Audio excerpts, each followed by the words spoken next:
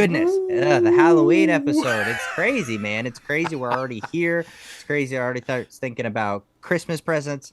But man, oh man, I mean, I have to say it publicly, but you won Sober October. Halloween got me, man. I went to a Halloween party, had a couple drinks, and but I mean, 27 days. 27 days. That's a 27 good amount. days. No, yeah, I am happy to win. It was productive. I wish you would have told me sooner because I enjoy my wine during Billions and the series finale. I had my cranberry juice. I would have liked my wine, but it's good. It's okay. I understand. And I'm just excited because, guys, you know what? I'm going to have a new Walt Disney up there soon because the winner was getting Walt Disney with the camera. I'm so excited. I can't wait. Yeah, it's a good one, man. It's a good one. I'm super excited for this show. It's going to be jam-packed. A lot of things going down in Hollywood. A lot of new shows. A lot of shows saying bye-bye. And then, of course, we have some deaths in Hollywood that definitely hit everybody hard. But we're going to do the best we can, power through, and, report on everything as accurately as possible because, if it's happening in Hollywood, we are talking about it. But I mean, let's not let the fans wait any longer. Let's get into this thing. Hello, everyone. So you want to start a podcast but have no idea where to start? Well, Crazy Ant Media is here to help you. We want to assist you finding your VFE. What's VFE, you ask? Well, that is your voice, your format, and your equipment. These are the three biggest essentials you need to start your podcast. All those hours watching nonstop YouTube videos or all those random website links, those are done. Just hop on a Zoom call with us and we'll talk about everything you need to know to create your own podcast and find your voice. Plus, we will send you home with a 12-page packet over everything we just discussed. It's very in-depth. It is definitely a must-need while trying to start your first podcast. Contact us at info@crazyantmedia.com today so that you can start finding your podcast voice for tomorrow. What's up, guys? Oh my goodness, 2:39. Woo! Where does the time go? It's wild, man, right? I mean, seriously, the year is almost over, and we're just like right around the corner from 250 episodes. Can you even believe that? Like, that is so insane to me. I just can't believe that we've been doing it that long and that we are that close to that milestone. It's an absolute blast every week, and I love it, man. I love it. Yeah, same here, man. Same here. My back definitely hurts, but it's okay. It's fine. I'm going to get a nice massage. It'll be great. There you go. But you guys know your host with myself, J-Lo Fantastic, and the one and only Mal. What's up? Oh, my goodness, guys. It's going to be a great one. And before we tease everything else, before we start this show, of course, we got to say, be sure to leave a rating on this podcast and comment below your thoughts and opinions, in negative or positive. We don't care. We just want to hear some thoughts because leaving a rating and commenting on the podcast helps the podcast get seen by more people who enjoy entertainment news, and especially those who are trying to break into the entertainment industry. For sure. We're trying to give them conversation starters at big wig parties, when there's events where you need to know things that are happening. That's how you keep going. And definitely, if you listen to this podcast, you will be one of those people be like, wow, that guy, he knows his stuff. Well, or that gal. That's right. Podcast. Oh, my goodness. But we're super excited. And, of course, we have to say, be sure to head over to our website, www.crazyantmedia.com, where you can start rocking the latest and greatest Crazy Ant Media gear. Only a couple days left to get your Halloween merch, man. Yes. Get your Halloween merch now. Got so lucky because, we put out on an Instagram Live that things got shut down because of connection issues around the office, but my shirt came last night, so I'm glad to be able to wear it today. So I'm super excited about that. Stay tuned for Thanksgiving ones. They are coming around the corner. And then, of course, you guys know we have our Christmas ones. Yes. So we're super excited about all those. Oh, my goodness. But we have some somber news. Of course, we have to start off with this.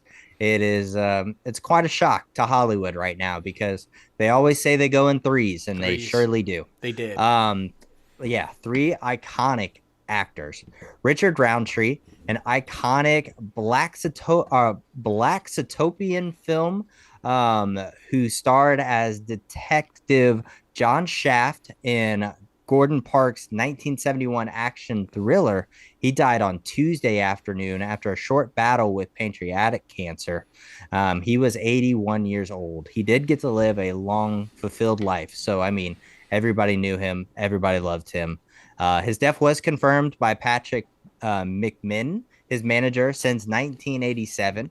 Roundtree was a leading man from the very start of his lifetime in screen acting. Now, after the beginning of his career in modeling, he secured Shaft at the age of 28, marking his feature debut. The MGM release earned 12 million in ticket sales off of a $500,000 production budget, helping to save the studio from bankruptcy. A little Hollywood trivia there. A breakthrough hit, Shaft set the tone for prolific decades of filmmaking and demonstrated Hollywood's historical failure to consider Black talent and the movie-going audiences that they could reach. Now, that's very important because you see how important it is to have all ethnic groups in Oscar consideration. So, I mean, they paved the way, man. They paved the way. Richard Roundtree, man, one of the best. And I mean, who else could deliver the iconic line, "Shut your mouth," better than Shaft, man? I mean, a lot of people say it all the time. You hear "shut your mouth" all the time, but you don't really, it's Richard Roundtree. Thank you, Richard Roundtree, for that. If you're my age or so, or maybe you're enjoying the new revival of it right now, but you'll remember back in the 80s, Night Court. Night Court. We lost another legend, actor Richard Moll, who of course played Bull on Night Court. He passed away in Big Bear Lake, California at his home. He was 80 years old. The deep voice, 6'8" actor, as I said, was best role for playing his bailiff Bull Shannon in Night Court, which of course co-starred Harry Anderson and John Larroquette from 1984 to 1992. Now, Moll was nominated for a Saturn Award in 1985 horror movie House. He voiced the role of Harvey Dent and Two-Face on The Adventures of Batman and Robin, as well as Scorpion on Spider-Man the Animated Series. He also had parts in The Flintstones, Jingle All the Way, Casper Meets Wendy, and Scary Movie 2. His other television appearances, in case you didn't know, included Sabrina the Teenage Witch, Seventh Heaven, and Smallville. After appearing in the horror movie Nightmare Man in 2006, he starred in Thomas Kincaid's Christmas Cottage opposite Peter O'Toole, Marcia Gay Harden, and one of our former guests who's also passed away, Ed Asner, and later appeared in Cold Case and Anger Management. He also made his final and made-for-television film appearance, including No Place Like Home and The Headless Horseman. This is sad, y'all. I don't know if you guys are aware of it or not, but almost the entire cast of Night Court has left us. The only two left are John Larroquette and Marsh. Oh man, now her name is escaping me. But yeah, there's only two left out of the entire cast. I just that's heartbreaking to me. Woo. It's and he was one of those very, you can't miss him, 6'8" bald guy, but just scary as hell, but the nicest guy ever with just like this robust laugh. So that's a huge loss as well, man. It is.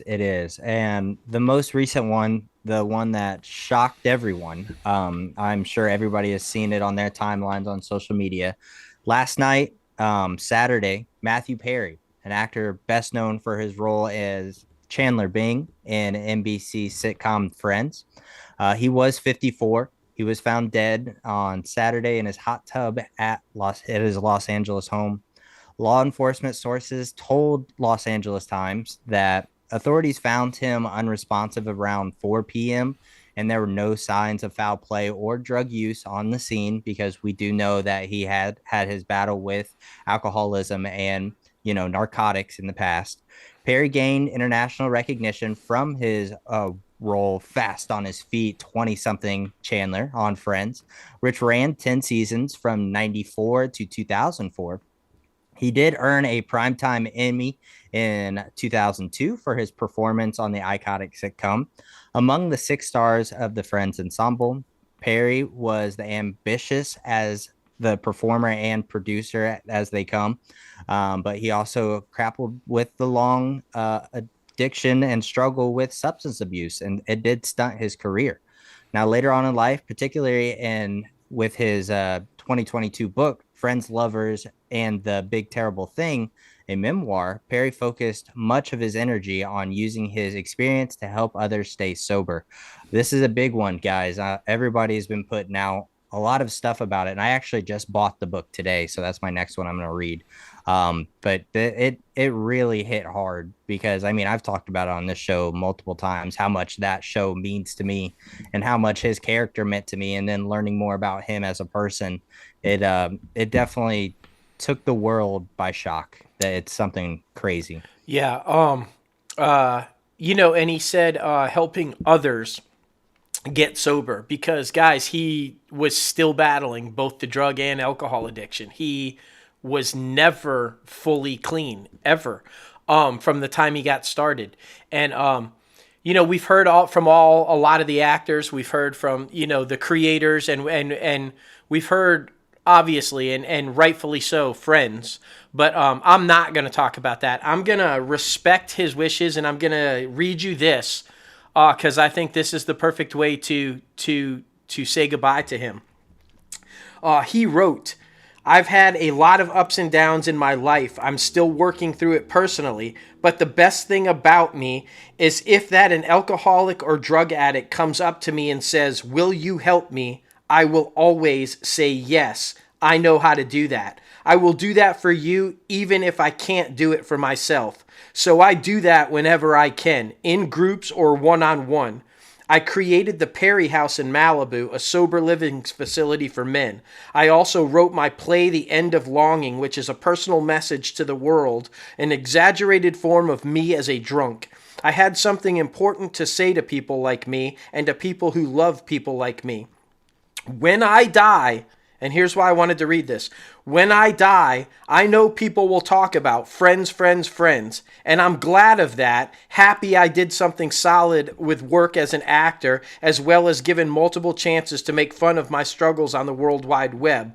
But when I die, as far as my so-called accomplishments go, it would be nice if Friends were listed far behind the things that I did to try to help other people. I know it won't happen, but it would be nice." So thank you, Matthew Perry, all the way up until your last breath for trying to help other people. There's no better purpose in life than to try to help other people, and battling that addiction for all of your life, not being able to overcome it, yet never failing to try to help others overcome it. That says everything about the type of man that Matthew Perry was. He will be greatly missed. And if you guys know that we've been doing the Sober October, we've been having a little bit of fun with it and everything. You heard us talk about it at the top of the show. But one of the main reasons that we did that was to acknowledge and show our support for people who may be going through an addiction like Matthew Perry was. If you even think that somebody is struggling, that may have a problem, reach out to them, talk to them, ask them, let them know you're there, check on them. And for anybody who is struggling with an addiction right now, you are not alone. You do not have to go through it alone. Please know that. Please know that we are here for you. There are people out there for you. There are organizations out there for you. Please reach out and try to get help because you don't have to do it alone. Yeah, this is a tough one. Yeah. This is 54 years old. I mean, he's my age. It's kind of eerie too, because I just started listening to the book before coming on air, and literally in his first paragraph, he says, "You might be listening to this, and I might be you might be listening to this from the beyond, or I might be speaking to you from the beyond." It was kind of eerie to hear that, like, just so soon afterwards. So yeah, it's a crazy thing. And dude, I was reading, and he took his first drink at 14 and was a full out blown alcoholic by 18, downing alcohol nonstop at 18, y'all. Then he early on had a jet skiing accident, and that's when he got hooked on the pain pills. And guys, if you have seen the stuff, he got to the point where he was literally popping 55 Vicodin a day. A day, y'all. He had gone through, he said, 18 to 20 detox attempts, 6,000 AA meetings, 16 attempts at detoxing himself. The numbers are staggering, and he just could not beat it. Could not beat the drug. I think he said for the entire 10-year run of Friends, he was sober for one of those years and not even the full season. I mean, it's terrifying. It is terrifying. And, yeah, just please, please, please, reach out and, just, I don't know. I just, it's horrible. Thoughts and prayers to his family and friends and everybody involved who's ever met him. And thank God for him, and maybe for all of the people that he did save, that he did help. Yeah. Yeah, most definitely. Most definitely. So, SAG-AFTRA. Let's jump there. This seems like an odd transition, but let's do it. The actors' strike news this week is a mix of good and bad, so let's break it down for y'all. Hollywood studios are giving one more week to negotiations with SAG-AFTRA before they're ready to pack it in for the rest of the year. Yes, you heard that right. According to an individual with knowledge of their thinking, the studios believe that if they can't reach a deal in the next week with SAG, which has been on strike since July 14th, then no new production will be able to start before 2024. Now, if that is the case, the studios further believe then that the fall television season is lost and new movies won't be able to come out until next summer. In this scenario, early November would be the drop-dead date to salvage any ability to put television or movies into production. Once the calendar hits Thanksgiving, it's unlikely that any project would begin production, pushing off everything to the new year, and killing the studio's incentive to push for a deal. All that puts significant pressure on talks going on this week. Yeah, it's crazy. And I mean, SAG-AFTRA, they have been holding bargaining sessions with major studios over the weekend, like we've teased at the top of the show, as the two sides continue to work towards a deal to end right now this 107-day strike. The two sides met yesterday for the fourth day this week, and the talks will resume again today. The union delivered its latest response yesterday, and it is awaiting back to hear word from the studios. Now, Carol Lombardi, the CEO of the Alliance of Motion Picture and Television Producers, represented the studios yesterday in a session. But four CEOs, David Zasloff of Warner Brothers Discovery, Donna Langley of NBC Universal, Ted Sarandos of Netflix, and of course, Bob Iger from Disney, who have all been present at earlier sessions, were not present and not at the table yesterday. Now, the AMPTP has met on 4 of the last 5 days with the union leadership, as both sides feel pressure to get the resolution. There has been some optimism about progress at certain points over the last few days, but there are also been a fair amount of frustrations from as the studios remain frustrated with SAG-AFTRA's bargaining position. Now, it remains unclear if any optimism is warranted, as the actors union still has long list of demands. SAG-AFTRA wants a new structure for streaming residuals, which would augment the residuals in current place. Now, the union also wants protections around the use of artificial intelligence to create digital doubles. And we've talked to many guests who have experienced this. Among its proposals is a minimum pay rate for digital doubles, as well as the union's consent. The studios have balked at giving the union a veto over the use of AI. Now, the CEOs have warned there is little time left to save the 2023-2024 broadcast season, as they continue to fear that the summer movie season will badly be damaged if the strike does not get resolved soon. Now, SAG-AFTRA declined to comment other than to say that it remains focused on negotiating a fair deal. The union sent out a routine reminder on Saturday morning to its members about upcoming picketing. The schedule includes a unity picket at Disney on Wednesday, November 1st. That would be the 111th day of strike and picketing at all other studio locations, is canceled that day, apparently. The union is also planning a Halloween-themed Solidarity Scream Fest on Tuesday.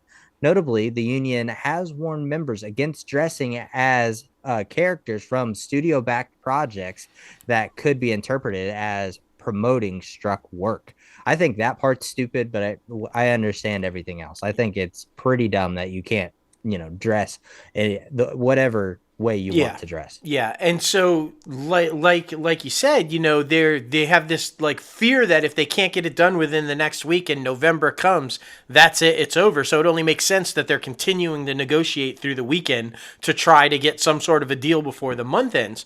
But if the two sides can come to an agreement in the next few days, does that mean we will finally see an end to the strike and the actors going back to work? Not necessarily. Why? Because the contract, the agreement that they come to would have to be ratified by the members of SAG-AFTRA, and they would have to vote to do that. Why do I think that might be not a good thing? Well, if you guys missed it, more than 3,600 SAG-AFTRA members signed an open letter stating that they would rather stay on strike than cave to a bad deal. The group, calling itself Members in Solidarity, included A-listers such as Julia Louis-Dreyfus, John Hamm, Maya Hawke, Marissa Tomei, John Leguizamo, and Bryan Cranston. Gabrielle Carteris, who of course preceded Fran Drescher as president of the union, was among others. Now, the letter expresses support for SAG-AFTRA's negotiating committee and says that it speaks for the majority of the guild who, quote, are still standing in solidarity, ready to strike as long as it takes and to endure whatever we must in order to win a deal that is worthy of our collective sacrifice. We have not come all this way to cave now. We have not gone without work, without pay, and walked picket lines for months just to give up on everything we've been fighting for. We cannot and will not accept a contract that fails to address the vital and existential problems that we all need fixed. Now, this letter comes at a critical point in the strike as many members have started to grow restless and discontent and are eager to return to work. But as you heard in that letter, it represents the majority of the members. Now, I appreciate that letter. I appreciate those 3,600 people. There are significant A-listers on there. And a lot of those A-listers were actually out on the picket lines. The difference, though, is, and I hate to say this, and I'm not trying to come at them, but they're millionaires. They can stay on strike. They can afford it. They don't have to worry about it. 98% of your fellow members are not. They are not millionaires. They don't even make $30,000 a year. They cannot afford to keep missing work and stay on the picket lines. And I feel like if the studios and your negotiating committee can come to an agreement, it would be irresponsible and reckless, in my opinion, to stay on strike to try to get everything that you want. That's just not possible. Take what you can get if it's good. The studios have conceded. They have come up in the residuals. They have come up in the, with a lot of the things that you want. Get what you can and then come back to it when this contract is up. But, I mean, I just don't think the studios are going to cave enough to give in to every demand that the union has. I just can't see that happening. And the idea to keep this going, I mean, we're going to tell you later on in the industry news, it's already affected stuff being canceled and movies being pushed. And I don't know, man. I don't know. Yeah, I was texting with you about it, and I just feel like, it's becoming very political, where Clearly, both yeah. sides are not willing to really work with each other. It's either all or nothing for everybody, which is hurting a lot of people. So I'm just hoping that we can get something done within the next few days, something that looks promising, so that we can just get back to doing what we love, because we're all very passionate about this industry. So it's something that, it's straining on everybody's mental health, it's straining on everybody's pocket. So we just need to get back to doing what we love. That's For the sure. biggest thing. For sure. But we Well, stand in solidarity. Just want to yes. say that. We do Yeah. stand in solidarity with the union. We are not saying that we don't agree with the strike, and we are not saying that we don't think you're doing the right thing. Just saying be smart about it. Exactly. And it is proof positive that we haven't had any guests on. We haven't even correct. attempted. So, I mean, it's proof positive. Jumping over to Disney, they have unveiled the first look of their upcoming live action remake of Snow White. Yeah, they did. In a new image, Rachel Ziegler is transformed into the iconic Disney princess, surrounded by her seven dwarfs. As of today, the film was originally set to open March 22nd of 2024, but it has been delayed to March 21st of 2025. Now, of course, Ziegler stars as Snow White, and Godot plays the evil queen. Asnu Kabak co-stars as the huntsman, and Andrew Burnap plays the character named Jonathan. Now, the Seven Dwarfs have been reimagined for the remake, and Ziegler has said that this new interpretation will not be as focused on the romantic subplot, but instead will show Snow White becoming a leader her father encouraged her to be. The reimagined storyline and Ziegler's casting, she will be the first Latina to play Snow White, and that has generated some online criticism varying from the source material. The original film Snow White and the Seven Dwarfs was released back in 1937, and was Disney's first feature-length animated film. More than 85 years later, the cast and team behind the remake have promised an updated version of the classic fairy tale, which only makes sense. Come on, it seems like there's always going to be haters hating on everything. Yeah, I could care less if Snow White is Latina or not. I'm fine with that. I don't have any issues with that. But I will tell you, the reimagined dwarfs, am I the only one who thought they were a little fucking creepy? They looked a little creepy. Is this like I didn't think they looked that bad. I mean, yeah. We all know that all of Disney's fairy tale stuff is based on the Grimm fairy tales, the Grimm brothers fairy tales, and these dwarfs, I'm just saying, on the wrong day and the wrong time, late at night, maybe you had a couple drinks, they could probably scare the shit out of you. I'm just saying. I mean, I would be scared to go down a dark alley and see one of the dwarfs. I'll say that. I will be scared.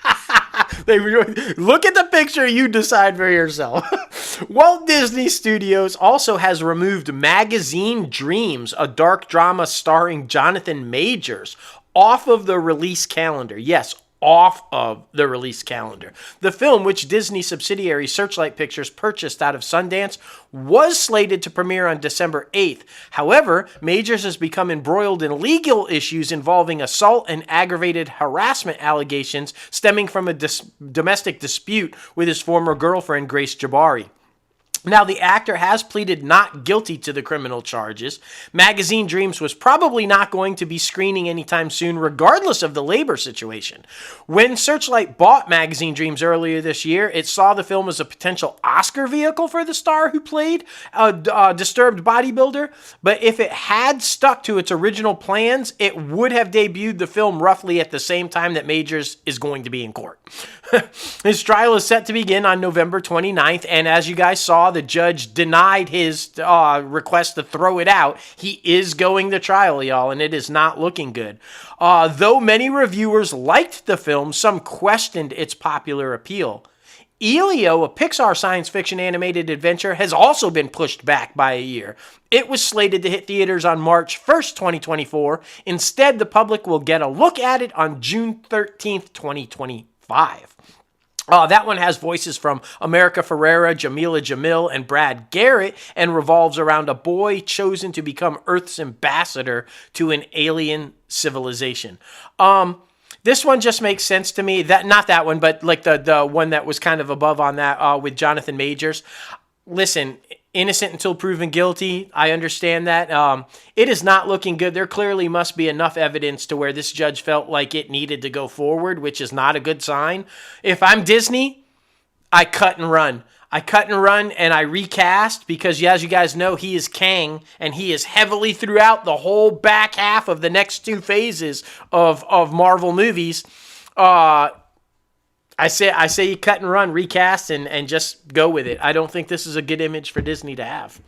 Yeah, it would be a smart business decision. I'm surprised they haven't yet, to be honest. Yeah. I'm surprised they haven't yet. Yeah.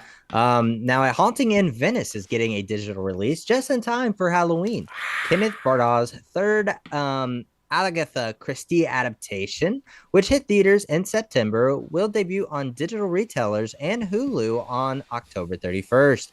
It will also arrive on Blu-ray and DVD on November 28th. The murder mystery is based on Christie's 1969 novel Halloween Party. And it is set post World War II Venice on All Hallows. So that's very exciting. Mm-hmm. And Eve follows the story of the mystery featuring the celebrated sleuth Hercule Poirot as he reluctantly attends a seance at a haunted palazzo. After one of the guests is murdered, a former detective must once again find out who did it. The film also stars Oscar winner Michelle Yeoh, a medium who appears to summon Alicia's spirit during the seance, and Tina Fey, a mystery novelist who made her name by fictionalizing the misadventures of the Baghlanian detective. Now, Jude Hill, Kelly Riley, and Jamie Duran also star in this thing. The film will be available for subscribers to stream on Hulu just in time to cap off its iconic Huluween celebration and arrive to buy on digital October 31st from all major digital retailers, including Prime Video and Apple TV. So there you go, man. Get all your scares in while you can. Yeah, I've seen the previews for it. It looks pretty good. So, I might give that one a shot. This one I am super excited about. They've been saying that this one was in trouble. They've gotten rid of blah, blah. But I think this is all good news if you are all in on Daredevil, guys. Daredevil Born Again has found its new creative team. As we told you last week, they got rid of a bunch of them. Well, they found the new people to replace them. Dario Scarpadini, who wrote and executive produced on Netflix's Marvel series The Punisher, will serve as the new showrunner for the new Daredevil show after previous head writers Chris Ord and Matt Corman exited amid major creative overhauls. Now, Ord and Corman will still be credited as executive producers. The decision to hire Scarpadini, let's go with that, as the showrunner, rather than filling the title of head writer that Marvel has been using for its Disney Plus series, demonstrates how the studio has shifted their thinking and their approach to producing television. Now, to this point, Marvel had used a feature film model for Disney Plus, empowering directors and Marvel executives to oversee shows while head writers were given dominion only over the scripts. Moving forward, however, insiders indicate Marvel Studios intends to adopt their traditional showrunner model for making television. Justin Benson and Aaron Moorhead, who directed Marvel's Moon Knight, are the lead directors on season 2 of Loki. They're going to be stepping in to direct the rest of the first season of Daredevil Born Again. So you've got the guy that was the showrunner on Punisher, which was a brilliant freaking show and spinoff on Netflix from Daredevil, the original Daredevil, and the guys that directed Moon Knight and are currently directing Loki. If that doesn't sound... those shows were all massive hits. And all beloved by Marvel fans. So this appears to be the right people, guys, that they're bringing in. As part of the show's creative overhaul, Marvel released the previously hired directors for season 1 after production shut down amid the SAG-AFTRA strike.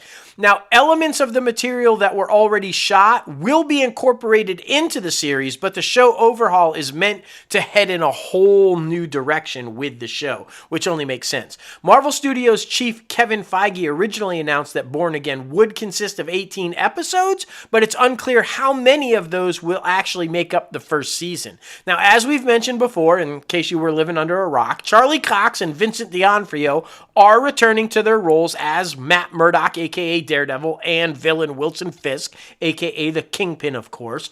Both actors will next appear in the roles on the Hawkeye spin-off Echo, set to debut on Disney Plus in early 2024. I'm pumped. I think that's all good news. I think it's the right move to bring people from those Netflix Marvel shows into it because those were all massive hits. And Feige just confirmed recently that all of those shows, plus all of the 20th Century Fox movies, it's all canon. It all is canon and is within the MCU. He said that because of the multiverse. So yes, they're all there and they could pop now into the MCU and they might stay in the MCU or they might be killed off in Secret Wars, but he did want to make the point that it's all canon. So there you go. Thank goodness. Thank goodness.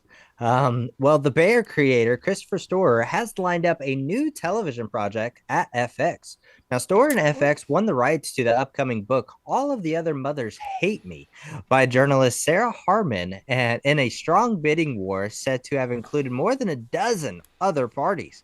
Now, the book is described as a crazy thriller, I will say, but about an American woman who suspects her beloved son might have murdered a wealthy pupil at his West London private school. Oh. Now, per the description from the publisher, Storer will produce via his American Light and Fixture Productions banner alongside Josh Sr. and Cooper Wade. Now, Harmon is expected to pen the adaptation from the book, which is not due to be published until 2025, though it recently won the 2023 Lucy Cavendish Prize. Now, Storer is a fast-rising star at FX, giving the success of The Bear. The show has been released 2 highly touted seasons to date, with season 1 recently racking up 13 Emmy nominations. That includes nominations for Best Comedy Series, Best Writing for a Comedy Series, and a slew of nominations for Series Cast. Now, season 2 of the show debuted in June and has also received rave reviews. It's a great freaking show. Jump on it while you can, while it's still early. It's definitely one to good binge watch. Oh, without doubt. Without doubt. Yeah. Whew. That show, just season 2 especially, oh my gosh, just like slaying. All right, let's jump on over to the bunny with Porky Pig and Daffy Duck. One of the most beloved comedic duos in showbiz history are set to make their return to the big screen in the sci-fi comedy adventure The Day the Earth Blew Up, a Looney Tunes movie. Now, GFM Animation will launch worldwide sales on the Warner Brothers Animation produced theatrical feature at the American Film Market starting October 31st through November 5th, and will share a first look footage. Ooh. The Day the Earth Blew Up, a Looney Tunes movie, is the first ever fully animated Looney Tunes feature-length movie created for a movie theater audience. Directed by Pete Browngar and the creative team behind the Looney Tunes cartoons, The Day the Earth Blew Up, a Looney Tunes movie stars Porky Pig and Daffy Duck as unlikely heroes and Earth's only hope when facing the threat of an alien invasion. Now, in this buddy comedy, the heroes race to save the world, delivering all the laugh-out-loud gags and vibrant visuals that made the Looney Tunes so iconic, but on an epic scale not seen in the franchise before. Produced by Warner Brothers Animation, the film is currently in production and will be delivered around the second quarter of 2024. So, yeah, I wonder if they're going to mean a Martian or space modulator. I mean, that's got to be the alien invasion. It's got to be Martian, right? If it's not, epic fail. It's got to be him. You would think so. Well, Warner Brothers has given an upcoming theatrical slate a small shakeup, I should say, or should we say a hurricane? Aquaman and the Lost Kingdom, the final installment of the current continuation of DC Comics adaptations before the Intimate reboot, has been bumped from December 20th to December 22nd, so not by much. Just 2 days. The shift from Wednesday to Friday release gives the superhero film a traditional 3-day opening at theaters, as opposed to the original slated of the 5-day rollout. The slight delay gives Aquaman 2 a little bit extra space away from Timothy Chalamet's Chocolatiers prequel to Wonka. Now, Warner Brothers is also releasing that spin on novelist Roald Dahl's enduring character debuting that film on December 15th. It's a busy Hollywood season for the studio, which is also bowing its adaptation of The Color Purple musical on Christmas Day. Now, that's three big titles coming one after another, arriving more than 3 months after the last Warner Brothers release, which was Nun 2, the spinoff from the Conjuring horror franchise, which debuted in September. I didn't even realize that they hadn't released a film, or they're not going to release a film in that wide of a gap. That's interesting. Yeah, well, I mean, I guess everything's been just kind of under wraps because it's all been Barbie, Barbie, Barbie, Barbie, Barbie, Barbie, Barbie. So we haven't really heard anything else about Warner Brothers. But, I mean, smart, although I don't think Aquaman had too much to worry about Chalamet's Wonka. I honestly think Aquaman would kick its ass, even if people are over DC. I don't think people want to see another Wonka. It's just... Well, I think they're both going to be awful. I think they're both going to perform so bad for two different reasons. But I think they're both going to take a big bath. Fair enough. But The Color Purple, the remake of The Color Purple on Christmas Day, that's going to do huge. I'm just going to go out on a record right now and say that thing's going to be huge, and the cast looks phenomenal on it. So can't wait to see that one. All right, the studio also announced that it has retitled its upcoming Robert De Niro film, going from Wise Guys to Alto Nights, named after the famed New York social club. The period gangster drama sees the star take on two roles, Italian-American crime bosses Vito Giovanni and Frank Costello, and reunites him with filmmaker Barry Levinson, who directed De Niro in Wag the Dog, Sleeper, and HBO films The Wizard of Lies and What Just Happened. Now, Alto Nights will now release on November 14th of 2024, moving off of its original release date of February 2nd of 2024. So, okay, I'm down. I like Barry Levinson. I like De Niro, and it's gangsters, bro. I think you're probably going to be all in on that. Oh, I mean, of course. I've already finished that John Gotti documentary series that was on Netflix. It's fine. And I laugh. It's Genovese. You busted my balls. It's Genovese. Okay? Genovese. Okay. Yes, hey, did you see the Gotti film that I panned and slammed on our least favorite? it's on HBO right now. You should watch it. It's on Max. I still don't want to. I'm afraid. Now this next one has me terrified of the ultimate demise of this prequel franchise. Yep. The Fantastic Beasts movie franchise has been parked, director David Yates said in a new interview. The franchise headlined Eddie Redmayne is in the prequel to Harry Potter that was designed by author, of course, J.K. Rowling, as a 5-film series. Now, the 3 films that have been released, Fantastic Beasts Where to Find Them in 2016, The Crimes of Grindelwald in 2018, and, of course, The Secrets of Dumbledore in 2022. But the lackluster box office returns to the third entry only rack up to be around like $407 million worldwide. Led many Harry Potter fans to question if 2 more films would even become a reality.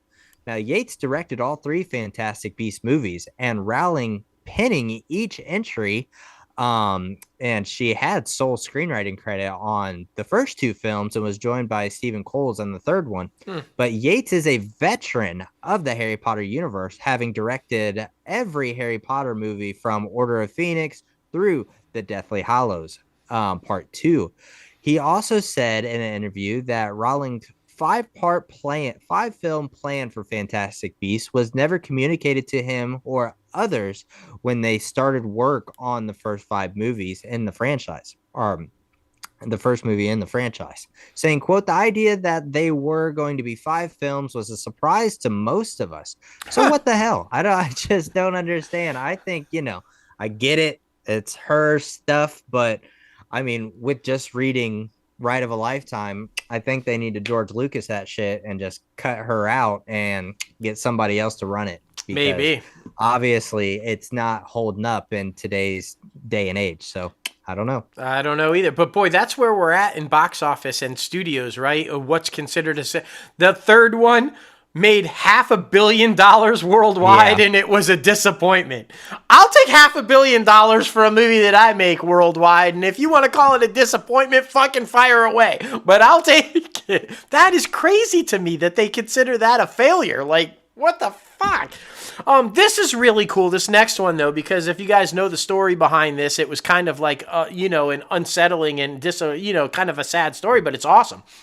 Daniel Radcliffe, Mr. Harry Potter himself, has boarded the upcoming HBO original documentary David Holmes, The Boy Who Lived, as an executive producer, in addition to being prominently featured in the film as an interview subject. Now, the movie, set to debut in November, chronicles the life of Radcliffe's Harry Potter stunt double, who worked closely alongside Radcliffe from Sorcerer's Stone all the way to Deathly Hallows Part 1, when he was tragically paralyzed during a set accident.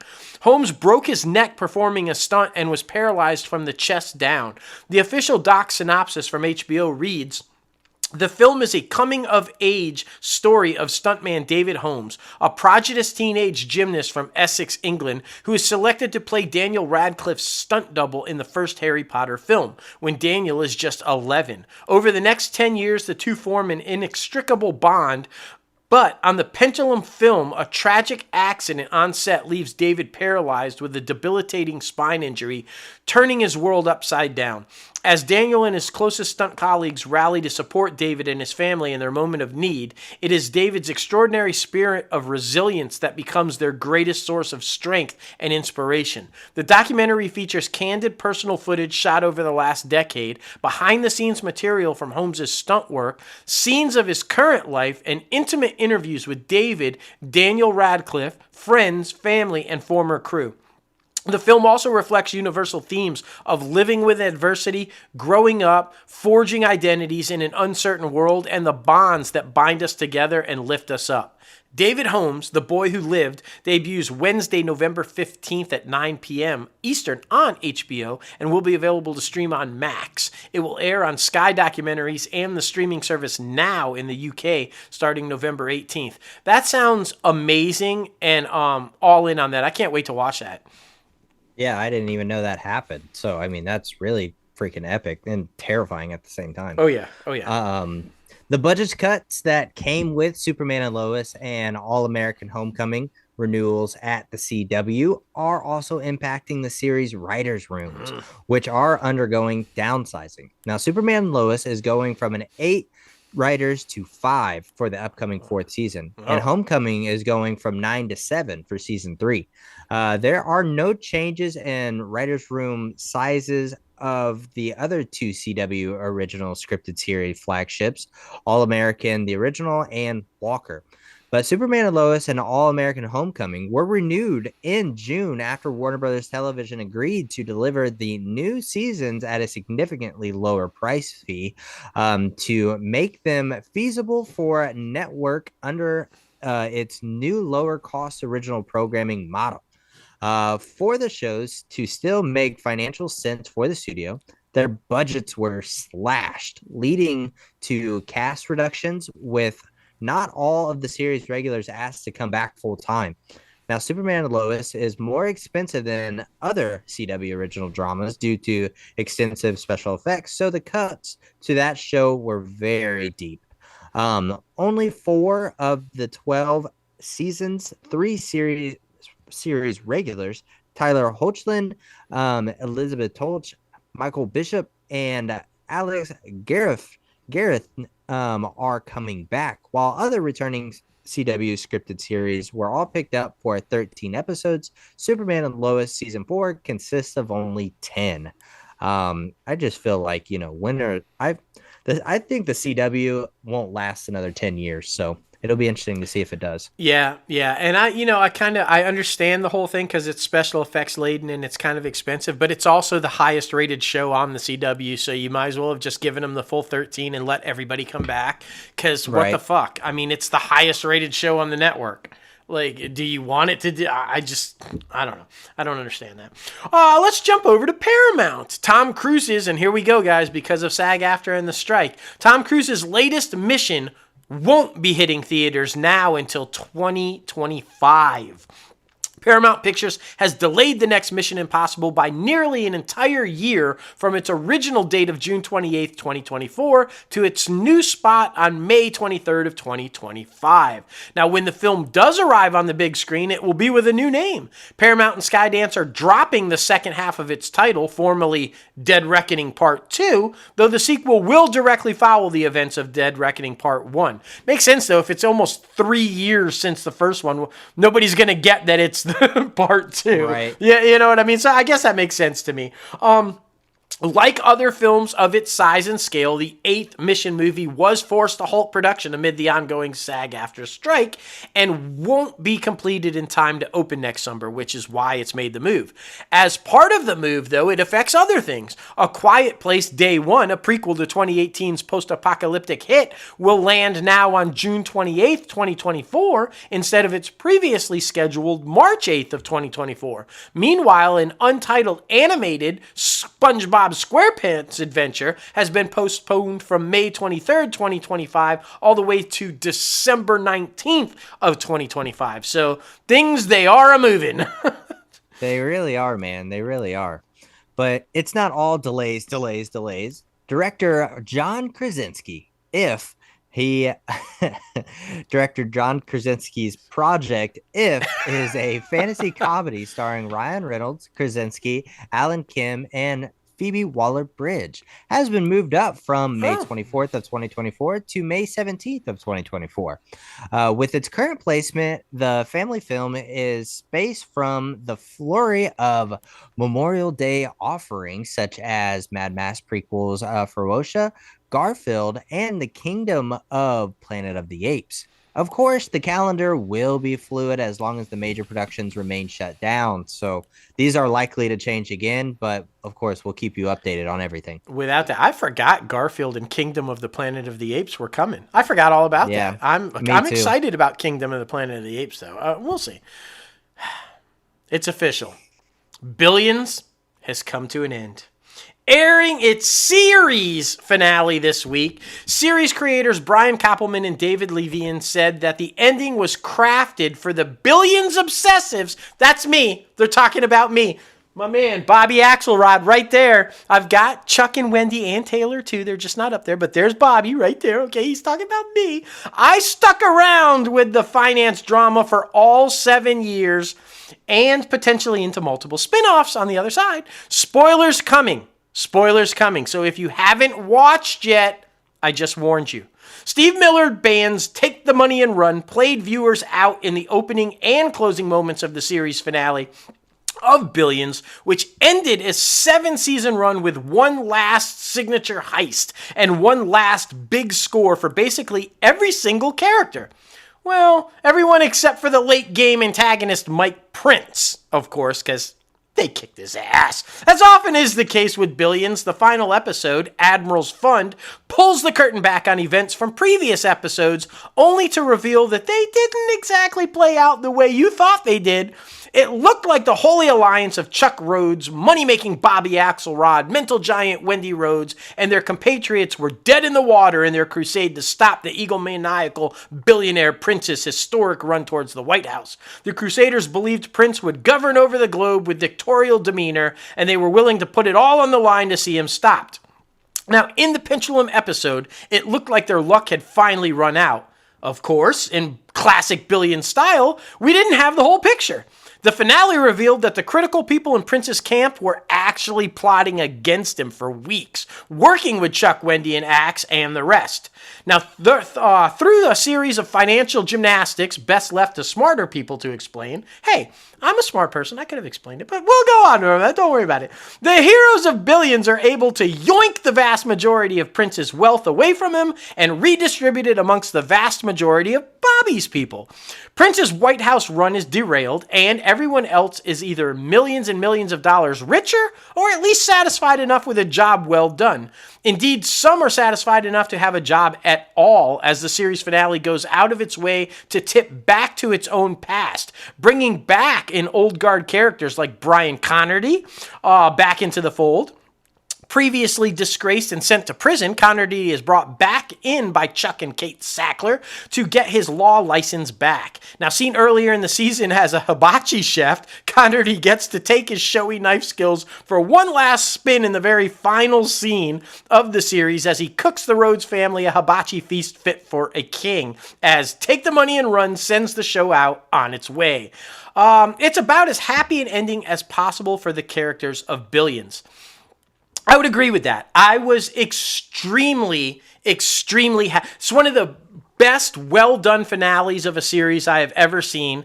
Bobby wins. Fucking Axe is back, and he kicked his fucking ass. And he did exactly to Prince what Prince did to him, which, like, I loved every second of it. But what I really liked is Bobby is back doing what Bobby does. He brought all of his people back, so Axe Cap is all full intact. But what Taylor did not stay with him. She did not. They decided not to stay with him, but he knew that. And so his new building that he bought, he said that she could take over the lease, that it was they could take over the lease, and it was all theirs if they wanted it. So that's what they did. And when they walk in, to their surprise, it's already got Taylor Mason Foundation on the walls, because he knew that they would say no to staying with him, because he knew. Here's what I was really happy with, really happy with. Kind of like at the end when they're all saying they're like what they're going to be doing and what they expect and everything. Wendy tells Bobby that she's not going to stay working for him, that she's going to keep the other job that she got, and that she's going to give it her all there. And he says, I don't know what I'm going to do without you. And she's like, you don't have to be without me. We're still in the same city. We still run with the same people. I'm here when you need me. I'm just not going to be in this building working with you.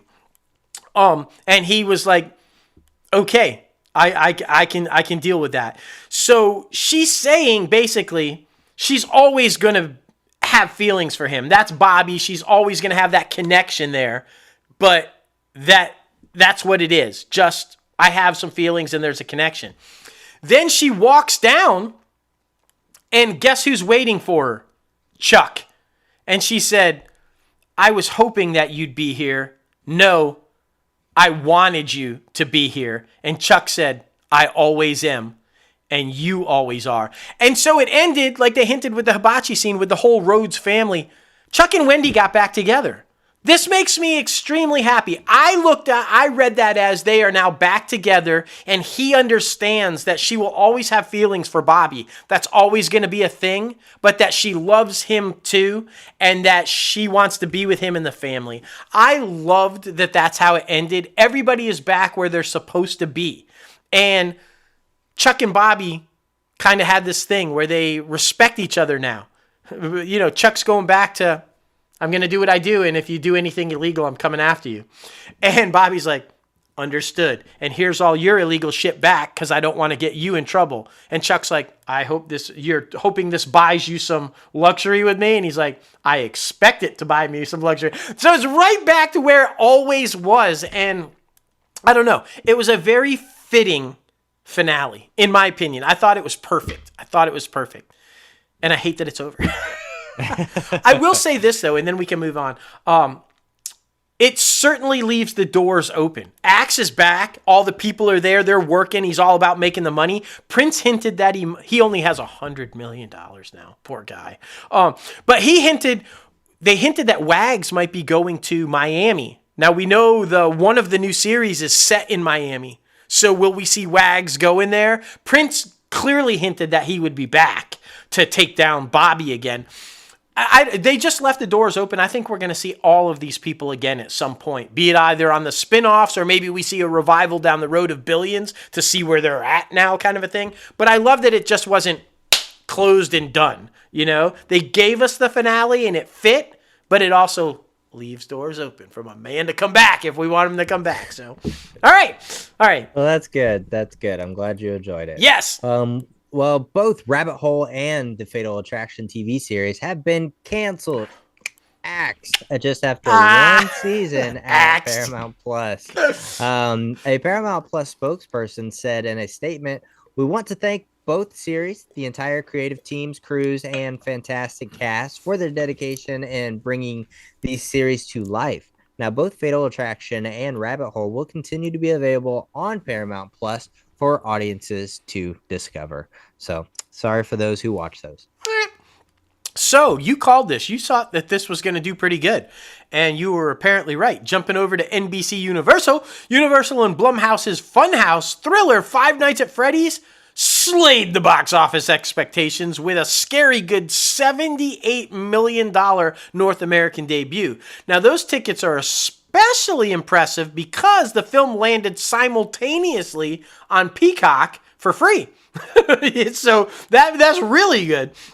It's the second best opening weekend for a day and date streaming release following Disney's 2021 Marvel adventure Black Widow, and the best ever for Universal and Peacock, beating the slasher sequel's 2021 Halloween Kills, which made $49 million, and 2022's Halloween Ends, which made $40 million.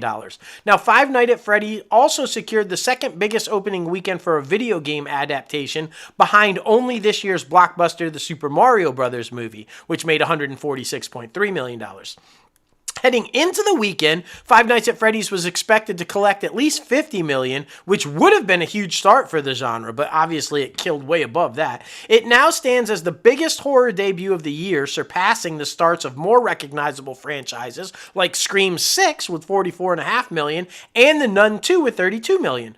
Word of mouth probably was buzzy enough to prevent the second weekend slump that usually plagues horror movies.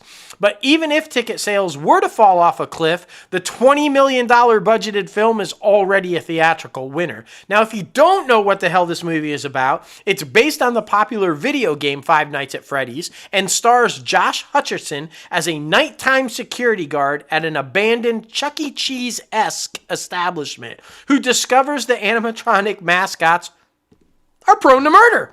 Reviews are terrible. It only had a 25% on Rotten Tomatoes, but that doesn't matter because audiences have given it an A- on Cinema Score. And that just goes to show you Rotten Tomatoes doesn't really matter. Yeah, man. I mean, I was surprised that it still had a big turnout because after I saw the Rotten Tomatoes, I was like, oh, fuck, because they do sway people a lot of the times.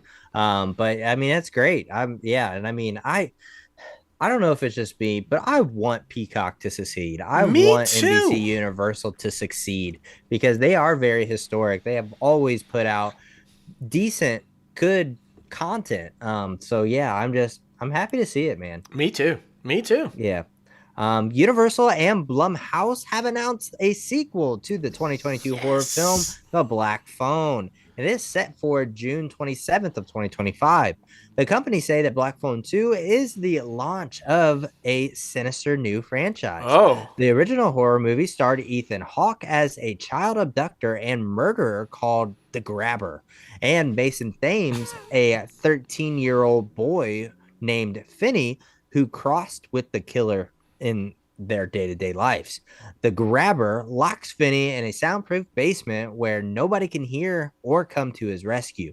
The only item that is in the basement is a disconnected phone, and it always begins ringing. Now, when Finney answers it, he realizes he's able to communicate with spirits of the Grabber's deceased victims.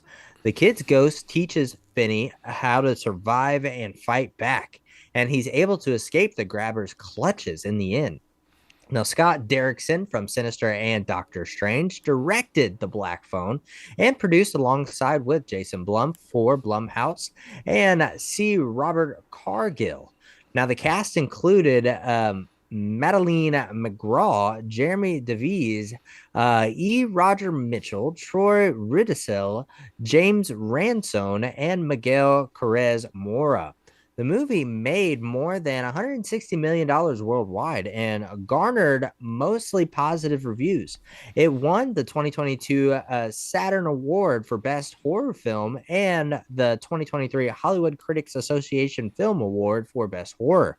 Now, there is no casting or plot information yet for Black Phone 2, but I really hope they bring Ethan Hawke back. I watched the movie, but I'm spacing on if he died or not. or got arrested. I think he got arrested. But I mean, it was a really good movie, so I'm happy they're continuing forward with it. Oh, me too. And making a franchise out of it, that's going to kick ass. And are we paying attention, boys and girls? Jason Blum knows how to make horror films. That record-breaking horror film, Five Nights at Freddy's, Jason Blum. This one, Yep. Jason Blum. And here's the difference, guys. This one made $160 million worldwide and was considered a huge, massive hit. Why? Because horror films don't cost shit to make. Where the other one made $500 million and was a failure. So that just tells you everything you need to know.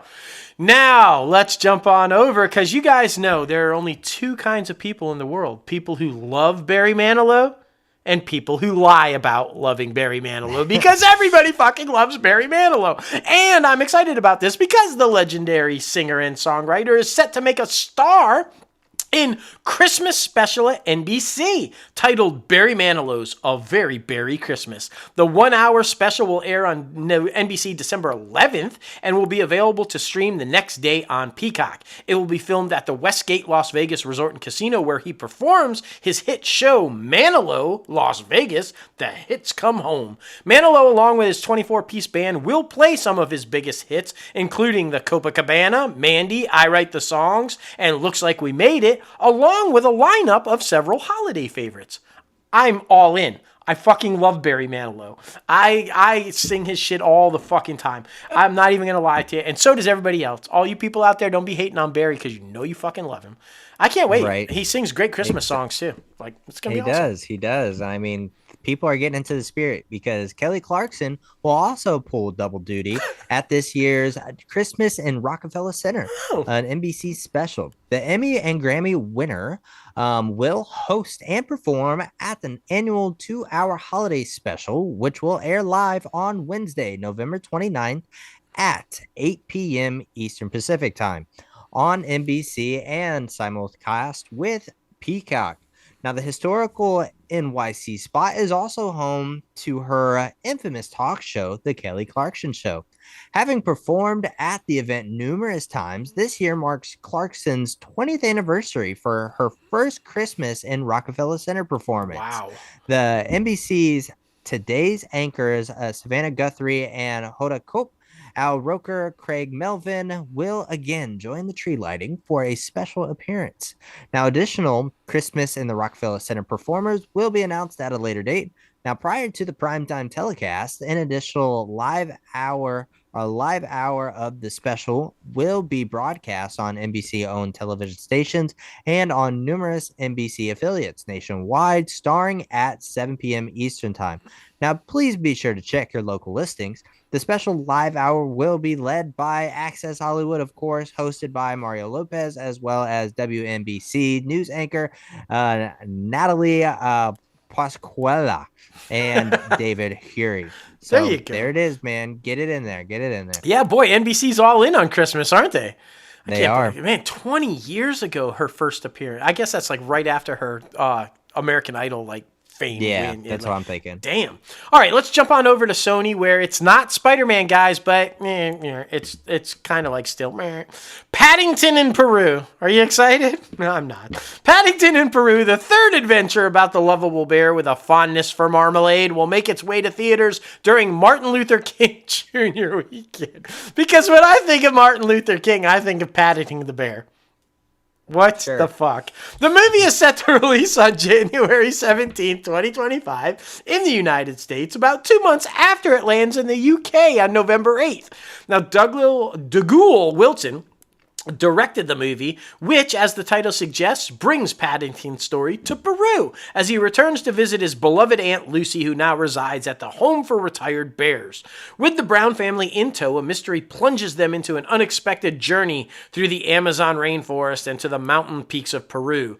Ben Whishaw and Imelda Staunton are returning as Paddington and Aunt Lucy, with Hugh Bonneville, Emily Mortimer, Antonio Banderas, and Olivia Colman rounding out the live-action cast. Rachel Ziegler was supposed to join the film, but was unable to carry out the role due to the SAG-AFTRA strike. So Olivia Colman and what's her face? Where is it? Imelda Staunton. That's two of the queens from The Crown. Whoa! Woo! Yeah, Well, there you go. All right, good. I don't care about that movie at all. I'm just gonna say No, same. Lionsgate for the first time, they will be launching sales at AFM on their long jesting fantasy reboot of Highlander. Yes, which has Henry Cavill aboard to star as the infamous Scottish swordsman, and John Wick filmmaker Chad Stahelski set to direct. We hear this is a big budget proposition north of $100 million. Now, Stahelski himself has previously talked about it and akin to John Wick with swords. The team is eyeing a 2024 start. The new movie will be based on the 1986 original, which starred Christopher Lambert, Sean Connery, and Clancy Brown as immortal beings hunting down one another and collecting more power. The time-jumping film, with its "there can only be one" tagline, spawned 4 sequels and 3 TV series, including the popular USA series starring Adrian Paul. Queen memorably provided the soundtrack for the original movie. Yes. So that sounds exciting. Better than The Witcher, apparently, he says. Oh, yeah. We are the princes of the universe. Badass fucking Queen song. Great fucking song for that series. I love fucking Highlander. I loved it. I loved the movies. The Adrian Paul series was fucking badass. And yeah, there can be only one. If you guys don't know what they meant by hunting them down to get more power, they have to behead them. That's why they all fucking have swords. You behead the other fucking immortal. It's the only way that you can kill them. And they can only be killed by other immortals. So they have to have their heads cut off and then you gain their power. Badass. And my man Henry Cavill is going to play a fucking badass Highlander. That's all I'm going to say. That's great fucking casting. I was kind of a little excited about that one. Yeah, you were. Roadside attractions, but no balloons and thumbs up. What the fuck? Roadside Attractions and Samuel Goldwyn Films have acquired U.S. rights to Bring Him to Me, a mob thriller starring Barry Pepper and Sam Neill. The film will open in select theaters and on digital on January 19th of 2024. Written by Tom Evans and directed by Luke Sparkey, Bring Him to Me centers on a mild-mannered getaway driver. His conscience is tested when his mob boss asks him to collect a young, unsuspecting new crew member known as Passenger 1 week after a violent robbery. Now, the driver must battle his conscience as he takes the passenger to an uncertain fate. The cast also includes Rachel Griffiths, Liam McIntyre, and Zach Gerard. Is he being taken to the train station? We don't want to go to. You don't want to go to the train station. That's all I'm saying. It's like you don't. Well, Power Book 3. Rising Kanan is gearing up for its 3rd season premiere on December 1st with the release of the first official trailer. New episodes of the series will be available weekly on Fridays at midnight Eastern Time on Starz app, all Starz streaming, and on-demand platforms. On linear, it will debut 8 p.m. Eastern Pacific Time in the U.S. and Canada. Season 3 will continue to follow Kanan Starks, who is Mackay Curtis, rise up the ranks, ultimately becoming Kanan Stark, played by 50 Cent in the original Power franchise. When the series returns, Kanan continues his journey of evolution from the devoted son of Raquel Thomas into the eventual crime boss feared by nearly all. So that's very exciting. Yeah, thank goodness for Starz that they have Power, because it's the only fucking thing left on there. Like, what the fuck? I mean, come on. All right, let's jump on over to Amazon MGM Studios, the new moniker for them, Amazon MGM Studios. The Girl with the Dragon Tattoo series, currently in the works at Amazon MGM Studios, has found its showrunner. Vina Sud will head up the series, which will be set in the world of the so-called millennial novels originally written by Stieg Larsson. Now, I'm going to be honest with you. I forgot all about this. I forgot they were even doing a series, because the last time we told you that it was even in development was more than 3 years ago, back in 2020. At that time, no showrunner was attached. It was originally reported to be a new standalone story about one of the novel's main characters, Lisbeth Salander, but current plot details remain under wraps, so we don't know if that's true anymore. Amazon MGM Studios will produce, along with Left Bank Pictures, which is based at Sony Pictures Television. Sudd's other works include the Blumhouse film The Lie and the Quibi film series hybrid The Stranger, both of which she wrote and directed. She also worked as a writer, executive producer, and showrunner on the CBS hit police procedural Cold Case. So she's got some experience. I think she'll be all right. Oh, for sure. For sure. Well, I mean, Amazon MGM Studios is also developing a series adaptation of the Cosmixology Origins graphic novel Money. Oh. The graphic novel, which was co-created by Kurt Perez and artist Luca Casaguinda, Sure. is described as a conspiracy thriller. The logline states, everything you've heard about the global elite is true. 5 families have ruled the world since the time immemorial, and every 10 years an election is held to see which powerful family will be the next to lead. To steer the direction of the world, to execute their vision of the future. And this is the story of what happens next. No writer is currently attached to this project, though. Perez will serve as an executive producer alongside former Marvel television executive Kareem Zarek. And now Kareem's past credits include 6 live-action Marvel Netflix shows, as well as Legion and several others. That sounds interesting. It really I would does. definitely check that one out. For sure, for sure. And this week's winner for the most stories coming out of Hollywood this week, Netflix. So let's run and gun right through these bad boys. Tyler Perry has formalized a new creative partnership with Netflix to write, direct, and produce feature films under a new multi-year first look deal. The pack spans 8 pictures over 4 years. Perry already has 5 films under his belt at the streamer: A Fall from Grace, A Medea Homecoming, the period drama, A Jasmine's Blues, which was his longtime passion project, produced from his first screenplay, actually written 27 years ago. That's incredible. The upcoming World War II set drama 6888, and the thriller Mea Culpa. Now, as the news of the Netflix deal becomes public, Perry already has 2 projects in the works. 6888 tells the inspiring true story of the 6888th Postal Directory Battalion, the only all-black, all-female battalion to serve overseas during World War II. Producer and star Kerry Washington leads a stellar ensemble cast, including Oprah Winfrey, Ebony Obsidian, Malawana Jackson, Kylie Jefferson, Shanice Shante, Sarah Jeffrey, Pepe Sanuga, Janeda Goldlock, Maria Brown, Dean Norris, and Scott Daniel Johnson. Now, Perry wrote the screenplay based on the article by a Kevin M. Heimel published in World War II History magazine, which helped bring the story of the 6888th Battalion to a more prominent attention. That sounds like it's going to be anything with Oprah. I mean, anything with Oprah is going to be good. We're in. Well, I'm sure everybody saw Netflix did drop a new trailer for Bradley Cooper's Maestro that, of course, follows Leonard Bernstein's and life with his love of his life, Felicia, to life in the official trailer for Maestro. Now, it is premiering in limited theaters on November 22nd and arriving on Netflix December 20th. In the trailer, Cooper and Mulligan travel through time as the couple experiences love, betrayal, and, of course, music. The movie encompasses Bernstein's professional life, but glosses over his commercial achievements in favor of focusing on his complicated relationship with the love of his life. That I will not pronounce that name, as well as trailer sweeps through the years and in and out of color and black and white. Cooper portrays the legendary American conductor and composer as he plays music to stuffy attics and towering cathedrals.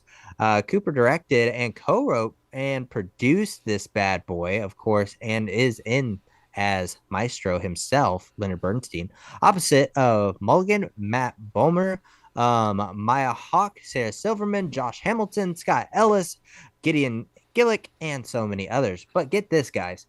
This guy, aka Bradley Cooper, has Martin Scorsese and Steven Spielberg on to serve as producers. I mean, who else would you want? I Yeah. mean, two massive freaking legends. It's I crazy. mean, seriously, and Cooper's quickly becoming one of his own. I mean, he's like, I knew he was directing and producing and starring in it. I had no idea he co-wrote it. This guy's just Right? slaying, man. He started off on Alias, guys. I'm just saying. Remember when he was like like Jennifer Garner's little whipping boy? Not anymore, man. Good for you, buddy. Good for you. Hey, do you guys miss Keira Knightley? Me too. Well, don't worry. She's coming back. Ben Whishaw and Sarah Lancashire are set to join Keira Knightley in Netflix's upcoming spy series, Black Doves.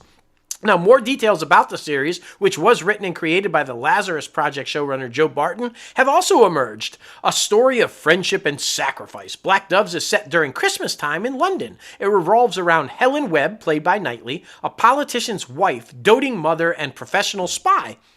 A wife, a mother, and a spy, of course. For years, Helen has been passing her husband's secrets to the Black Doves, the shadowy organization for whom she works. But when her lover, Jason, is assassinated, Helen's wife is turned upside down, and only her old friend Sam Young can keep her safe. Now, Helen and Sam set out to discover who killed Jason and why. But Sam, a suave, champagne-drinking assassin, also has problems of his own. Out of the game since his last job went wrong, he soon realizes that his past is coming back to haunt him. Now, Lancashire will play Helen's enigmatic spy master, Reed. Joining Knightley and Winshaw in the six-part series, which began shooting in London last week, are Andrew Buchan, Omari Douglas, Andrew Koji, Catherine Hunter, Sam Trona, Ella Lily Highland, Adam Silver, Ken Swaw, and Gabrielle Creevy. Okay. That does sound interesting, though. I mean, it sounds like a good show. Should be good. Yeah, for sure. Netflix also released the trailer for part 1 of the 6th and final season of The Crown. Now, this one is set to release on November 16th. The final season will be split into 2 parts, like I just said, with the first 4 episodes exploring the new relationship between Princess Diana and Dodi Fade before their tragic car accident. The second half will consist of 6 episodes premiering on December 14th. Now, this centers back on Queen Elizabeth and Prince Charles. Now, screen time is also dedicated to Prince William and Prince Harry grappling with their royal duties in wake of their mother's untimely death. The trailer hints at the overwhelmingly media frenzy that played a role in Princess Diana's death, in addition to depicting the family's relationship to the press after her passing. I know this is much anticipated. Yes, this is going to be interesting to watch, especially, I can't wait. I also saw did you see just a little tidbit? Ted Sarandos was asked about it because, Harry and Meghan have a deal with Netflix. And he said, yeah, it's an unspoken rule that there's a wall up. He doesn't talk about it and we don't talk about it. Cool. Okay, understood. I mean, I loved how he said that, though. It's just like an unspoken rule. There's a wall. You keep your mouth shut. We'll keep our mouth shut. We'll just move on. It's probably a smart move in all concern. This sounds really good and interesting. 4-time NBA champion LeBron James and Hall of Famers Peyton Manning have combined with the Obamas production company to contribute their own sports series centered around the NBA. Now, James's Spring Hill company, which he started with business partner Maverick Carter, will join Manning's production company Omaha Productions. Omaha! Of course it's named Omaha. And the Obamas Higher Ground. The series will divide up each episode following various NBA athletes as they live their lives, similar to the Netflix docu-series Quarterback, which followed 3 NFL quarterbacks during the 2022-23 football season. Now, the Obamas production company currently has a first-look deal with Netflix, so assumptions are being made that this is yet to be filmed series will probably end up at Netflix. James co-founded Spring Hill Company with Mavericks Carter in 2008. The production company's credits include 2021 Space Jam: A New Legacy, Netflix's Hustle starring Adam Sandler, and the talk show The Shop on YouTube. Look, you've got LeBron, Peyton Manning, and the Obamas. It's going to fucking be good. It's going to be good. I'm just saying. Exactly. Well, and Netflix is now streaming Jennifer Lawrence's R-rated comedy, No Hard Feelings. After the film scored at the box office this summer, In No Hard Feelings, Lawrence plays the Uber driver in the Hamptons whose car has been repossessed because she failed to pay her property taxes.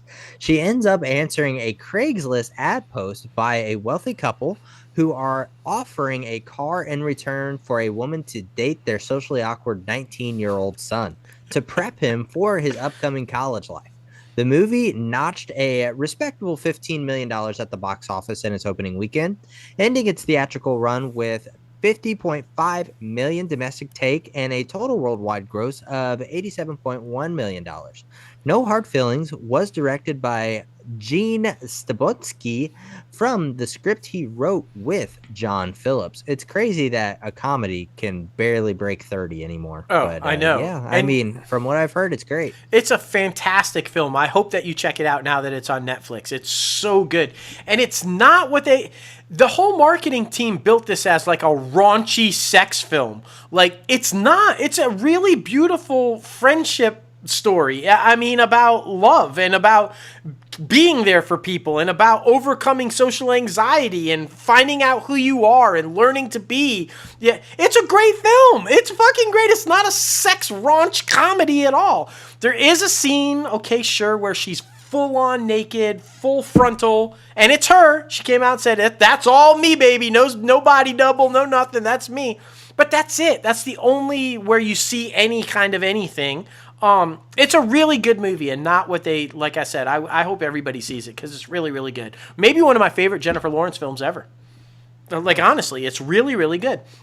Hey, David Yates, you were talking about that guy. He seems to be everywhere, isn't he? Well, now he's over here at Netflix, and Pain Hustlers is now streaming on Netflix. Yates directs Emily Blunt and Chris Evans in the Netflix original film.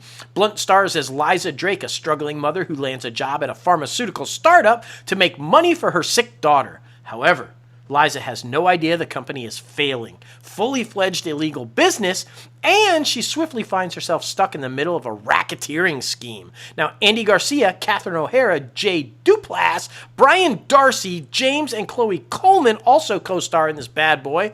And after directing 7, as we told you earlier, Harry Potter-related movies, Yates now turns his attention to the real world, taking cinematic revenge on the rare fentanyl-dispensing pharma company punished for breaking the rules. That's where everybody's going. Thank you, Danny Strong. Danny Strong started that shit. That's all I'm saying. Like, yeah, that one does look good. I want to watch that one too. Netflix has set the voice cast for Carol and the End of the World.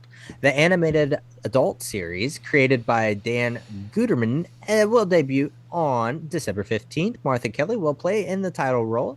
The series takes place as extinction is intimate or immediate, thanks to the mysterious planet hurtling towards Earth.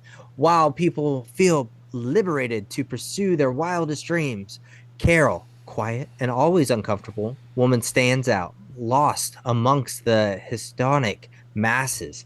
Kelly, best known for her starring roles in FX comedies Basket as Chip Baskets, with Zach Galifianakis, friend Martha Brooks.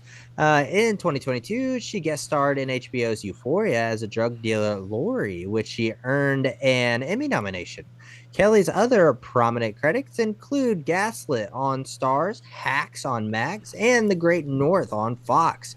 The ensemble of Carol and the End of the World also features Michael Chernis, Bridget Everett, Beth Grant, Lawrence Pressman, Kimberly Herbert Gregory, and Delbert Hunt. Carol and the End of the World is described as a love letter to routine, a show about the comforts of monotony, the animated and existential comedy about the daily rituals that make up the gaps that life makes up. So, boom. Boom, there you go. All right. Let's jump on over to Apple. We're going to wrap this thing up with Apple. We got a couple stories there. And here's the bad news, guys. Apple's hiking its price for Apple TV Plus. The good news is it's still by far the cheapest. Yeah. Apple has hiked the price of its Apple TV Plus streaming service for the second time in a year. The tech giant updated the pricing info for Apple TV Plus along with its Apple Arcade and Apple News Plus subscription services and Apple One bundles on its website this past Wednesday. Now, the new price of Apple TV Plus is $9.99 a month in the U.S., up from $6.99. The annual price is increasing from $69 to $99 per year. Existing subscribers will see the price increases 30 days later. So I've got one more month at the $6.99, and then it's fine. It's fine. Apple first raised the price of Apple TV Plus for the new and existing subscribers in October of last year, when it kicked the subscription from $4.99 to $6.99 per month. Now, in addition to hiking the price of Apple TV Plus, the company is also raising the prices on Apple Arcade Unlimited Games package from $4.99 to $6.99, and Apple News Plus from $9.99 to $12.99 per month in the U.S. The first time it has raised fees for those two services. But guys, $9.99 is a steal. I'm just going to be honest with you. It's quality over quantity there. While they don't have as many as all of the other streamers, they have got some seriously great shit on that streamer. Like, really good. It's worth the $10. I'm sorry. It is. It is. Well, we started the industry news with death, and we're ending the industry news with death. The 3-part documentary series about the murder of John Lennon, narrated by Kiefer Sutherland, is coming to Apple TV Plus. Now, it's titled John Lennon: A Murder Without a Trial. The docu-series features exclusive eyewitness interviews and previously unseen crime scene photos, shedding new light on the life and murder of music and cultural icon John Lennon, and the investigation and conviction of Mark David Chapman, his confessed killer, according to the press release.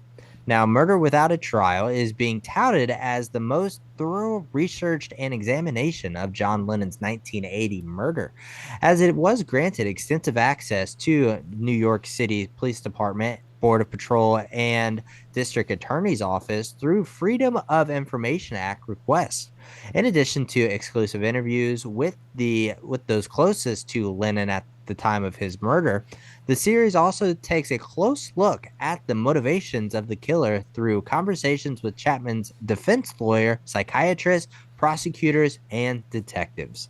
News of Lennon's documentary comes with the announcement of what is being billed as the last Beatles song, Now and Then, which will release on November 2nd. The song includes contributions from all 4 members: Lennon, McCartney, Harrison, and Ringo Starr, but was only recently completed. So that's very interesting. But yeah, I'm sure that documentary is going to go over really well. Oh, I'm all in. I can't wait to watch that thing. Plus the last song, because I saw the previews for that too, and it's Ringo and Paul decided to finish it. They said, let's go and finish it. And they're using footage from when all 4 of them were working on it. And that looks really, really good. So that's going to be... See, this is what I'm talking about. Well worth the $10. They've got like great quality stuff. So yeah, and just quick shout outs, because this popped in my head because of what you just said about us wanting Peacock to succeed and NBC Universal to really kind of get it going. They're not allowed to talk about it, but I want to talk about it. Jesse L. Martin and The Irrational, and our friend, our buddy, our beloved, she's so amazing, Shanola Hampton with Found. Both of those shows are kicking ass in the ratings right now, and they are phenomenal, y'all. If you haven't jumped on board, they're available on Peacock to watch. Get on board. Both of those shows are outstanding. You should be watching them, and it's one of the reasons why you should hop over and get on Peacock, because they're amazing. And congrats, Shanola. As soon as you can talk, Shanola, we want you back on the show. Yes. You're one of our faves. You were so great the last time. We want to talk to you about. I have so many questions about this show. Oh my God. All right. That's so funny. Yeah, I'm watching The Continental right now, and it's another great miniseries that they have. So, yes. I mean, it's definitely worth it, man. It's definitely worth it. But we're now heading over to our top 5 segment, which this week it is film franchises that should have just had one freaking film. I mean, let's be honest about it. There's some out there where we're like, why are they putting out another one? I don't understand. But I was actually shocked with one of yours. I'm just going to say it. I was shocked because we were just talking about this the other week, and you seemed like you really like with Sandra Bullock, and you were like, no, so yeah, I was shocked by it. But okay. In the original franchise. But Number five for me goes to the Cars franchise, which also branched off into airplanes and like a whole bunch of different stuff. Pixar kind of, I don't know, lost their lackluster a little bit. I mean, we've kind of seen that in current films too. Mm-hmm. But with Cars, I mean, the first one was such a classic, right? And I feel like sometimes with Pixar movies, the further they go into their progression and trying to tell more stories from specific artists, it doesn't necessarily have the same effect. It's kind of retelling the same story just with a different pin, I guess. So that, I mean, that's kind of why I decided to put Cars on here, because I absolutely loved the first one. Don't get me wrong. But then I felt like it lost its lackluster, as a child movie. I felt like the first one, there was nothing to you couldn't capitalize more. So yeah, I just had to put that on my list. Cars. No, that's a good one, and I agree with you. Look, I think they were just trying to hope to capitalize on the success of Toy Story. Like, oh, look, Yeah, we can tell numerous ones. Well, Toy Story works. You can tell Andy's whole story, and that worked. exactly. And I hope that The Incredibles learns, because it should stop it too. The second Yeah, one was a nice follow-up just to show you where they were at, right? It's like Superman 1, Superman 2. Don't touch it. Leave it. Don't fuck it up. So I'm right there with you. I think Cars was just not one of those stories that needed to be told and told and told and told. So, yeah, good choice. Good choice. My number five, I feel the same way about American Pie.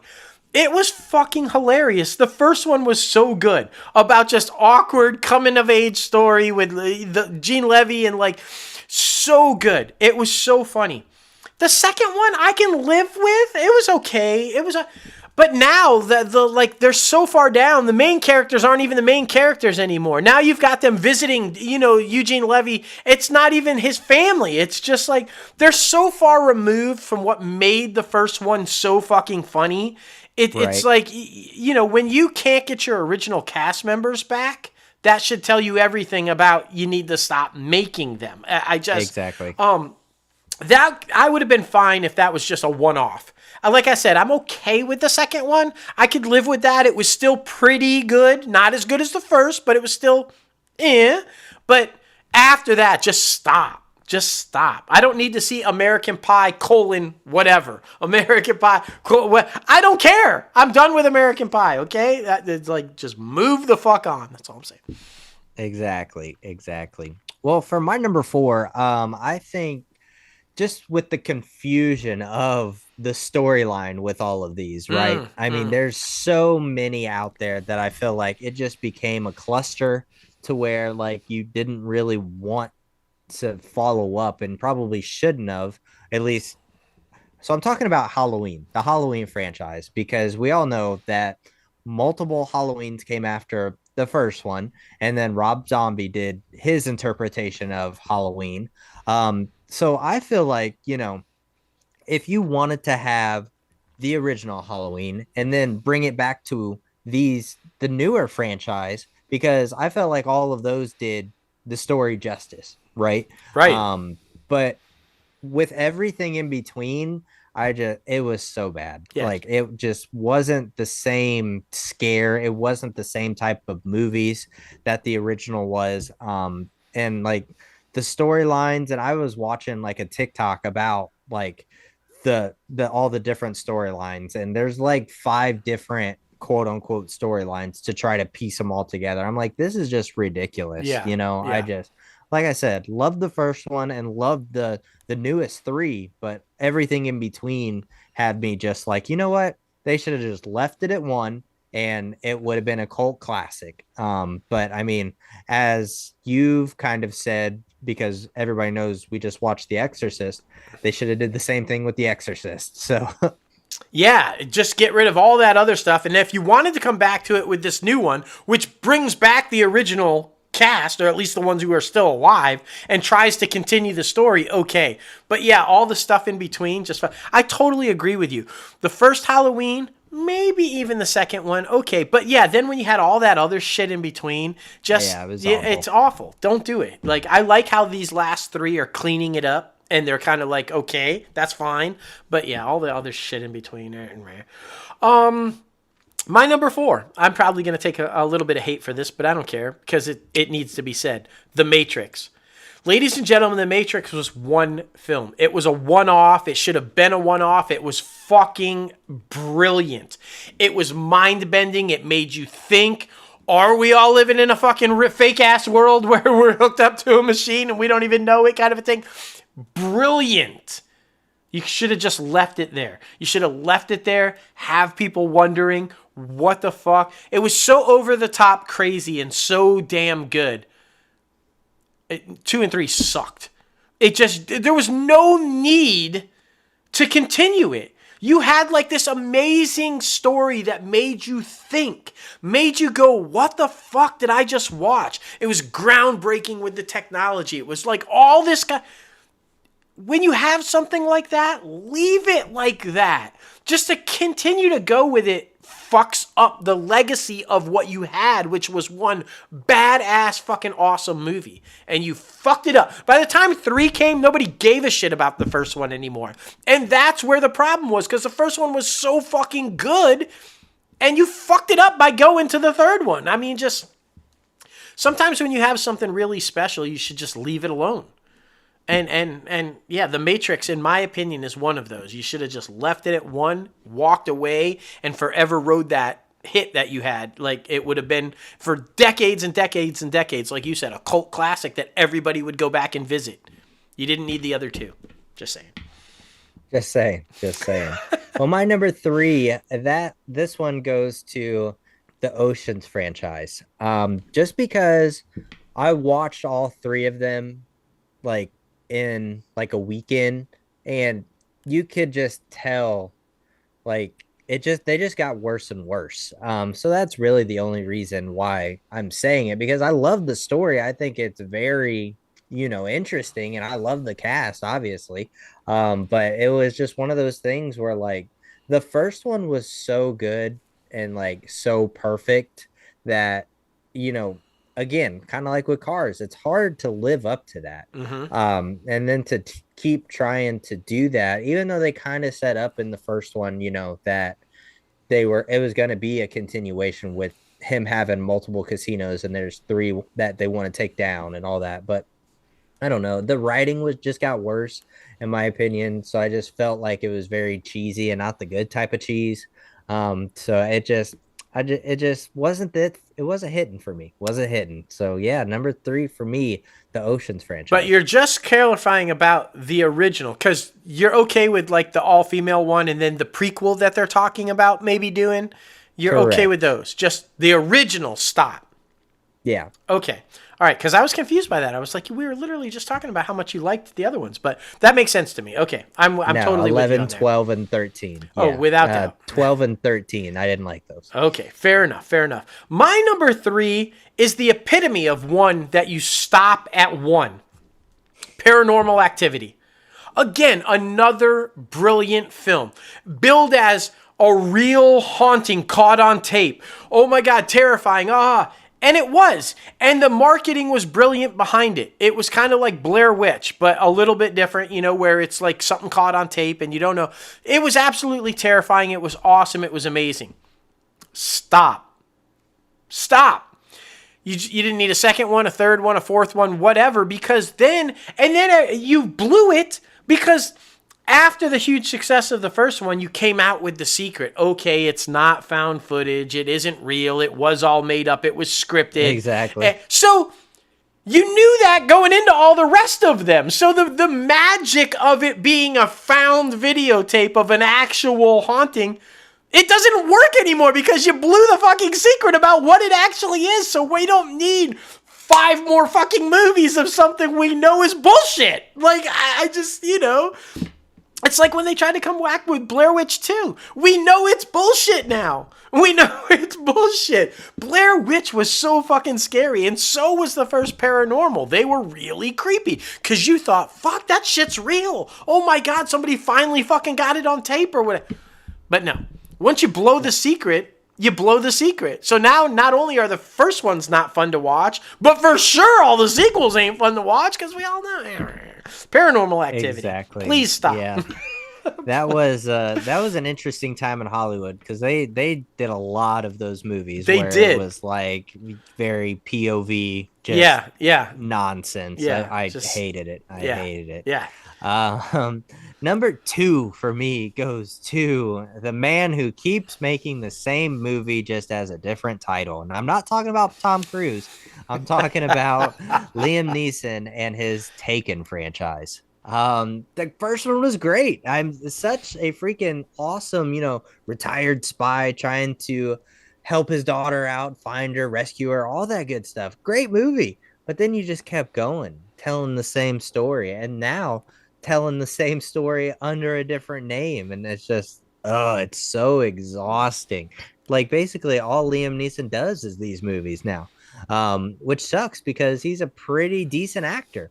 But yeah, man, I mean, that specific set of skills can only get you so far in Hollywood that did not help anyone else but himself. Yeah, So no. yeah, number two for me, the Taken franchise. Yeah, I wish somebody would find the Taken franchise and kill them. Like that's Yeah, what I wish would happen. Somebody with another particular set of skills find this fucking franchise and kill it. You're right though. literally. It isn't even just Taken and Taken 2 and Taken 3. It's other movies that aren't even actually Taken, but they're fucking Taken. Cuz it's the Yeah. same fucking shit. Yeah, you're so right. Oh, so frustrating, so frustrating. My number 2 seems like an obvious. It seems like an obvious. This was the first official film that was deemed a summer blockbuster. It kicked off what we know now as to be the summer blockbuster films, the tent poles, baby. It's all in. Jaws. We only needed one Jaws. Jaws 2 was okay. It was okay. Let's follow up. Let's see how they're dealing with it. Is everything okay? But Jaws 3 in 3D, Jaws 4, Jaws whatever the fuck, Jaws Revenge, whatever the fuck we're on now. I'm not buying the fucking relatives of the first fucking Jaws are coming to take on revenge for all the fucking Jawses that were killed. Like, come the fuck on. Like, again, this was a brilliant, terrifying fucking movie that made you never want to go to the fucking beach ever again. I was never getting in the fucking ocean. No way. Fuck you. Not happening. Leave it there. It's brilliant. We didn't need Jaws 2 or Jaws 3 or any of that. Come on, a shark terrorizing a fucking water park? Come on. In 3D? What the fuck? It's one of those examples like it made a lot of money, so let's do more. It's like you just ruined one of Spielberg's best fucking films by Exactly. just killing it and killing it and killing it. Like it's just Jaws. Just So we let's not find make we know now. We know why you're so white. It's because of Jaws. You're so pasty because you won't go to the beach. It's because of Jaws. I go to the beach, I just don't get in the water, which is odd That's because I love the water. I love to swim. I was on the swim team for Christ's sake. I love to swim. But yeah, there was a time. I mean, that movie came out when I was a kid and I was like, fuck you. I am not going to the beach and I am not getting in the fucking water. That shark will kill me. I still, even now when I go in the water in the beach, I still am kind of nervous. I'll admit yeah. it. I'm like, fuck. Because every day we're hearing about shark stories. I'm like, fuck that. Jaws will fuck you up. And that's why I'm saying it's one of those cult classics that you should have just left it at one and have every generation thereafter be fucking scared to go in the water. Now it's a joke. Now you're like, ooh, if I go to Marine World, I'm going to get attacked by a shark. Oh, it's like, what the fuck? Just like, Jaws. It's so funny. Jaws. It's so funny.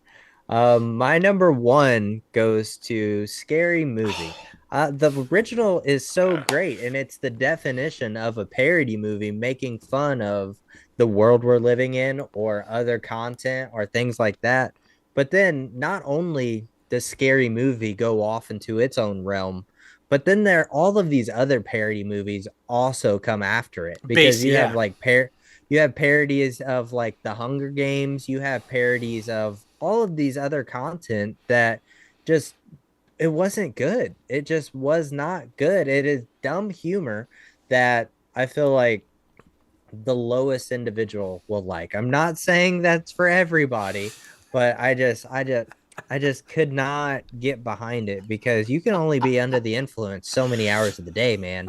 I'm just saying, like it's you can't do it. All Can't do these it. nerds are going all at you right now. Well, it's That's coming fine. at you. They're like, "What do you mean, certain kind of people?" It's fine because I mean they're I coming like at the you for the scary movies. Matrix. That's no, it's Yeah, true. Oh, I know. I probably pissed off exactly. a bunch of Matrix people. It's fine. Now, my number one, I'm gonna say the title, and then I'm ending it because there is no explanation needed. And if you think there's an explanation needed, you're fucked up. You're fucked up. My number one, The Fast and the Furious. Time to go on to the box office. You don't need an Right. explanation for that. The Fast X. The next one's supposed to be in outer fucking space. Fast and the Furious should have ended at 1. If you were going to continue it at all, it should have ended with Paul Walker's fucking death. We should not be at 10. That's all I'm saying. I have nothing else to say about it. This movie needs to fucking die. Just Yeah. go the Yeah. fuck out. Just That's where I stopped after he died. I can't watch any more of it. It's not the same. He is literally the main character. yeah, it's Vin. Yeah. Get another fucking job, bro. Get another Literally. fucking job. Yeah, well, I mean, Reddit didn't work, so it is what it is. He made Heading over enough to the money box fucking office- off of Groot. I am Yeah. Groot. What do you got? Like $500 million to say I am Groot. You don't need the fucking franchise anymore. Just let the shit go. Exactly. Heading over to the box office recap. Oh my goodness, guys. It was a good week. I will say that.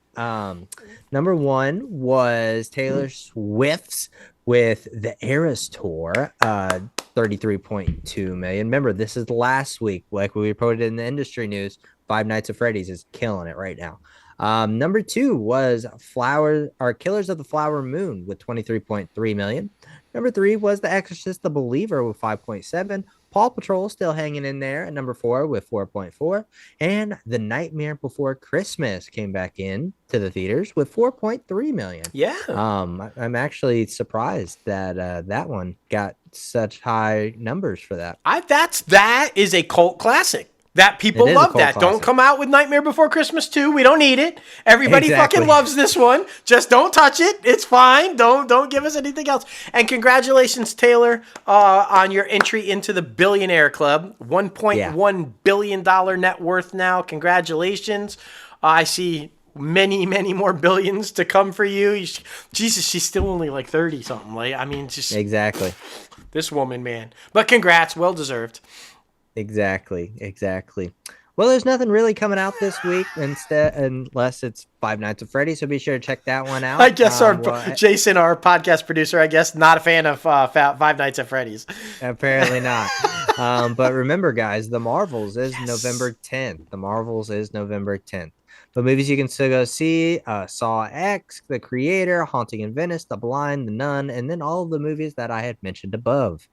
And for IMDbPro's top trending segment, the top trending movie is Killers of the Flower Moon. Makes sense. I mean, I was very surprised to see, a good amount. What was it? It was in the 80s, I thought, percent of the people going to see it are people under the age of 35. I definitely give Oppenheimer the credit for that. I feel like that definitely turned around some things to the audience. So I'm glad to see more people are seeing story-driven films. It was a really good film, so I would definitely recommend to go out and see it. The top trending TV show is The Fall of the House of Usher, or Gen V. Again, still rocking and rolling in that. And the top trending star is Carla Giordano, rocking and rolling there. But we know who's going to be the top trending star next week. Unfortunately, yeah. For All the wrong reasons. Anyway, guys, thank you so much for getting crazy with us on 239 of ITCAF podcast. Yes. Next one is going to be 240. Absolutely wild, man. Wild. So freaking crazy. Yeah. But you guys know where to follow us on social media at ITCAF podcast, at Crazy Ant Media, and at Everything's Okay P. We have a new episode coming out next week of Everything's Okay, so be sure to check that out. It's going to be about breakups. And of course, you guys know you can follow us personally on social media. Myself at J Logan Austin and at Crazy Ant CEO. That's right. And you guys know you can subscribe to this podcast anywhere you listen to your podcast: Anchor, Apple Podcasts, Spotify, Google Play Music, iHeartRadio, Podbean, Stitcher, and more. And if you're watching this video on YouTube, we appreciate you. Be sure to hit that like button below, subscribe to the channel, and ring the bell for all the latest and greatest notifications coming out of Crazy Ant Media. And then, of course, visit our website, www.crazyantmedia.com, where you can see everything that's going on here at Crazy Ant Media. And you can also check out our merchandise right now. The Halloween stuff is still available. And I'll say until the end of next week. And then we'll put out some Thanksgiving gear so you guys can start getting into the festivities and all the good stuff. But man, oh man, what a week of news in Hollywood, right? Woo! Yeah, the highs and lows. I think this week's show kind of took you through every single emotion, the roller coaster of emotions, from the highs, the lows, the happies, the sads. It was all in there. So yeah, man. And anytime, that we can talk about Marvel, or anytime we can talk about, any kind of thing, that's always fun, man. I love talking about unfortunately lately, what isn't happening in the industry. Yeah, right. But what is and is not happening. It's just, I love it, man. It is great. It is great. And it's always great to have industry news pertaining to the one, the only. Oh, bro!